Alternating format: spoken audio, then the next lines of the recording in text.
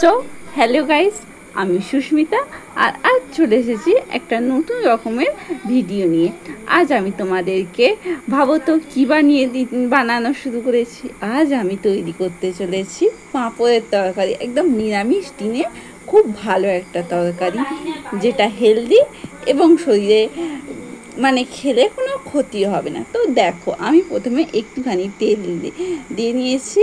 তারপরে আমি জিরে আর শুকনো লঙ্কা, তেজপাতা এগুলো ফোড়ন দিয়ে নিয়েছি। তারপর আলুগুলো ভেজে নিয়েছি। আলুগুলো কিন্তু সেদ্ধ করা ছিল আমার প্রেশার কুকারে।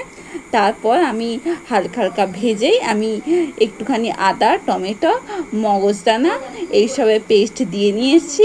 তারপরে কাশ্মীরি লঙ্কার গুঁড়ো, হলুদ গুঁড়ো, জিরে গুঁড়ো, ধনে গুঁড়ো এইসব দিয়ে কষিয়ে নিলাম। তারপর একটুখানি দই দিয়ে আবার কষিয়ে নিচ্ছি।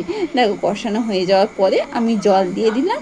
ব্যাস, দেখো, জলটা দেওয়ার পরে একটুখানি নুন আর একটুখানি চিনি দিলেই তৈরি হয়ে যাবে। তারপরে তো হ্যাঁ, পাঁপড় তো দিতেই হবে, ওটা স্কিপ করে গেছিলাম আমি।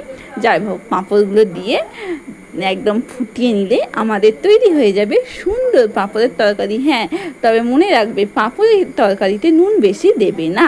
ঠিক আছে, তো চলো, বাই।